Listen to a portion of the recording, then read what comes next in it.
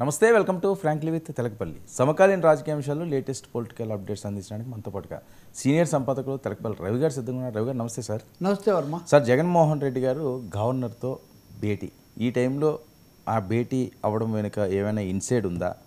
అసలు ఏపీ రాజకీయాలలో ఏం జరుగుతుంది? వైఎస్ఆర్సీపీ భవిష్యత్ ప్రణాళికలు ఏంటి? అంటే గవర్నర్తో రాజకీయాలు ఇవన్నీ మీరన్న రెండో భాగం అనుకో, అది వేరే చర్చ. కానీ తెలుగుదేశం పార్టీ చాలా తీవ్రంగా స్పందిస్తుంది. నిజంగా అయితే నిన్న గవర్నర్ను కలవటం, నేను ఉదయం మనం మాట్లాడుతున్నాం కదా, కేంద్రంతో కొంచెం ఢిల్లీకి వెళ్ళే అవకాశం, లేకపోతే కేంద్రంతో కొంత రాయబారాలు అవి నడుపుతున్నారు. మోదీ పరోక్ష ఆశీస్సులు ఉన్నట్టుగా భావిస్తున్నారు. కొంచెం కూటమిలో చంద్రబాబుకు లేకపోతే లోకేష్, పవన్ ఇలాంటి వాళ్ళకు కూడా అంత మింగుడు పడట్లేదని. సో ఇవన్నీ ఈ సమయంలోనే గవర్నర్ అబ్దుల్ నజీర్ను జగన్ సతీ సమేతంగా భారతీతో సహా కలిసి వెళ్ళి గంట సేపు పైన ఉన్నారు. ఏదో కలిసిన తర్వాత ఆయన బయటికి వచ్చి మటుకు ఏం చెప్పలేదు, మీడియాతో మాట్లాడలేదు. సహజంగా రెండోది వ్యక్తిగతమైన మర్యాదపూర్వకమైంది. ఈ మధ్య గవర్నర్ కన్నా ఆరోగ్యం బాలేక ఆసుపత్రిలో చేరారు, అందుకని మేము మాట్లాడాము. అంతకుముందు సహజంగా చివరి 2 ఏళ్ళు ఉన్నట్టున్నారు కదా ఆయన. ఇక్కడ ఈయన సుప్రీంకోర్టు మాజీ న్యాయమూర్తి కూడా, అది కూడా ఒకటి ఉంది. గవర్నర్ గత ప్రభుత్వంలో చాలా వరకు అనుకూలంగా ఉన్నారన్నది కూడా అప్పుడు టీడీపీ అనండి ఇలాంటి వాళ్ళు కూడా మాట్లాడుతుండేవాళ్ళు. ఈ పరిస్థితుల్లో ఆయన ఎందుకు వెళ్ళారు అంటే, ఇన్ని కేసులు ఇవన్నీ వెంటాడుతున్నప్పుడు సిట్ దర్యాప్తు దాదాపు పూర్తి చేసి ఆ విషయం మీద నివేదికలు వస్తాయి.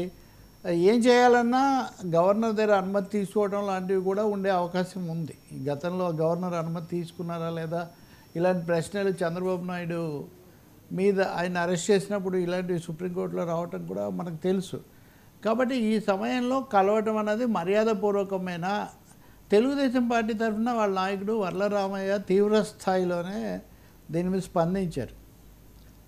ఎందుకు కలిశారు, ఇది రహస్యంగా ఏమన్నా సందేశం చెప్పడానికి, తన ఇదేదో చెప్పడానికి వెళ్ళారా, లేకపోతే ప్రజలకు మీడియాకి ఎందుకు వివరించడం లేదు అని ఇలాంటి ప్రశ్నలు. మీకు తెలుసు, ఆయన ముఖ్యమంత్రిగా ఉన్నప్పుడు కూడా ఢిల్లీ ఎప్పుడు వెళ్ళినా కాళ్ళు పట్టుకోవడానికి వెళ్ళారు, కేసుల కోసం వెళ్ళారు, ఇలాంటివి ఎక్కువగా జరుగుతుండేవి. ఇప్పుడు ఖచ్చితంగా వరుసగా కేసులు ఇవన్నీ సాగుతున్నప్పుడు వెళ్ళటము, మద్యం కుంభకోణం ఓ కొలికి వచ్చింది ఇలాంటివి చెప్తున్నప్పుడు వెళ్ళటం అన్నది, ఇది ఊరికనే వెళ్ళలేదు. ఒక విధంగా గవర్నర్ అంటే ఎంత లేదన్నా మన వ్యవస్థలో కేంద్రం యొక్క మనిషి కింద లెక్క. ఈయన న్యాయమూర్తి అయినప్పటికీ కూడా న్యాయమూర్తి పదవులు తీసుకోవచ్చా లేదా ఒక చర్చ ఉండగానే ఆయన గవర్నర్గా వచ్చేసారు. కాబట్టి కేంద్రానికి తన అభిప్రాయాలు చెప్పడానికే జగన్ కలిసి ఉంటారు అనేది కూడా ఒక బలమైన విషయం. కేంద్రం దగ్గరికి వెళ్ళకపోయినా ఒకటి ఏంటంటే, గవర్నర్ రాజ్భవన్ నుంచి హోంశాఖకు నివేదికలు ఎప్పుడు వెళ్తూ ఉంటాయి. ఇప్పుడు కలిసిన తర్వాత తనను ఎవరు కలిశారు, తనకు ఒకవేళ నేరుగా అధికార నివేదిక కాకపోయినా ద ఇంప్రెషన్ ఐ గెయిన్డ్, నాకు ఇలాంటి అభిప్రాయం కలిగింది, ఇలాంటి అంశాలు వచ్చాయని చెప్పే అధికారం అనండి బాధ్యత కూడా గవర్నర్ మీద ఉంటుంది, రాష్ట్రంలో పరిస్థితి మీద. గతంలో ప్రతిపక్షాలు అయితే ఇప్పుడు ఇంకా ఎక్కువగా కూడా ఉన్నాయి. సుప్రీంకోర్టు గవర్నర్ల పాత్ర దీని మీద చర్చ కూడా జరుపుతోంది కదా, నిన్ననే ఆ విషయం కూడా సుప్రీంకోర్టు ముందుకు వచ్చింది. కాబట్టి ఖచ్చితంగా ఊరికనే కలవలేదు, ఖచ్చితంగా మోర్ దాన్ మీట్స్ ఐ అంటారు చూడండి, పైకి కనిపిస్తున్న దానికంటే ఆంతర్యం ఉంది. ఖచ్చితంగా పరిస్థితి గవర్నర్కు అన్ని చెప్పడానికి, తన ఆందోళన వ్యక్తం చేయడానికే జగన్ ఆయన్ను కలిశారు. తద్వారా వీలైతే కేంద్రానికి కూడా తన సందేశం పంపించారు. మూడోది, తొందరపాటుగా మీరు దీని మీద ఇలాంటి అనుమతులు ఇవ్వటం, ఇట్లాంటివి చేయకుండా ఉండండి అని అడగడానికి కూడా వెళ్ళి ఉండవచ్చు అని. భారతిని రెడ్డిని ఎందుకు తీసుకుపోయారంటే, ఒకటి మాజీ ముఖ్యమంత్రి దంపతులు వెళ్ళి కలవడం మీద టూ మచ్ రీడింగ్ చేయక్కర్లేదు, కానీ దాని మీద కూడా కొంతమంది ఏమో ఆమె మీద కూడా ఆరోపణలు ఉన్నాయి కాబట్టి తీసుకెళ్లారని, లేదా ఆమె భద్రతకు కూడా ముప్పు ఉంది కాబట్టి ఇటువైపు వాళ్ళు.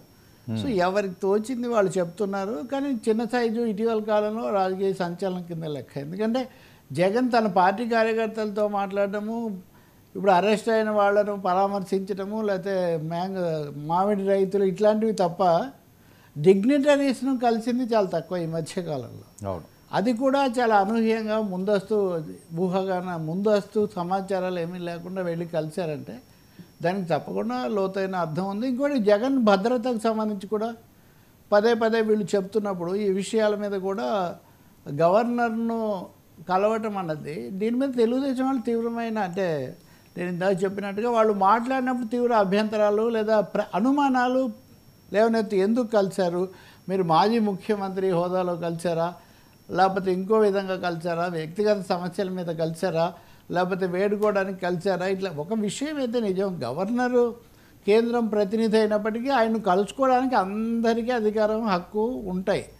నిజానికి కొంతమంది గవర్నర్లు మరీ దర్బార్లు నిర్వహించడం కూడా మనం తమిళిసై లాంటి వాళ్ళను మనం చూసాం. అటువంటిప్పుడు హోదా ఉన్నా ఉండకపోయినా ప్రతిపక్ష నాయకుడు మాజీ ముఖ్యమంత్రి కాబట్టి ఆయన వెళ్ళి కలవడాన్ని ఎవరో ఆక్షేపించడానికి ఏమీ అవకాశం లేదు.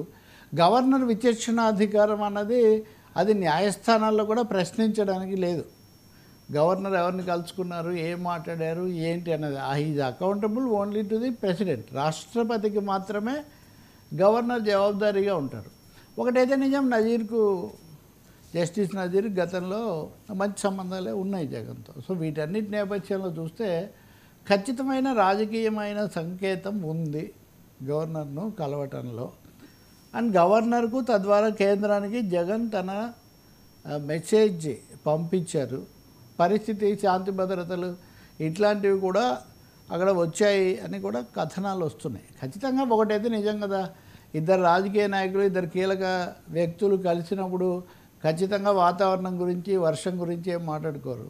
అన్ని విషయాలు వాళ్ళు ప్రస్తావనకు వస్తాయి. ఇక్కడ చట్టబద్ధమైన అంశాలు కూడా వచ్చే అవకాశం ఉంది. కాబట్టి జగన్ గవర్నర్ను కలవటం అనేది మటుకు రాజకీయ వర్గాల్లో కొంచెం కలకలం సృష్టించింది.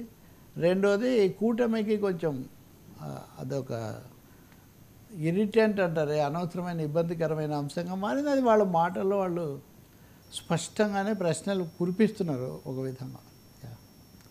సార్, ఆగస్టులో జగన్మోహన్ రెడ్డి గారిని అరెస్ట్ చేస్తారు, ముహూర్తం ఫిక్స్ చేశారని ప్రచారం. ముహూర్తం చాలాసార్లు ఫిక్స్ చేశారు, కానీ ఫిక్స్ అయింది ఎందుకు చేయట్లేదు, లేకపోతే చేయడానికి కావాల్సిన ఆధారాలు ఇవన్నీ ఉన్నాయా లేదా ఒక ప్రశ్న అయితే. ఈ ఆగస్టు క్రైసిస్ అనేది అంతర్జాతీయంగాను ఆంధ్రప్రదేశ్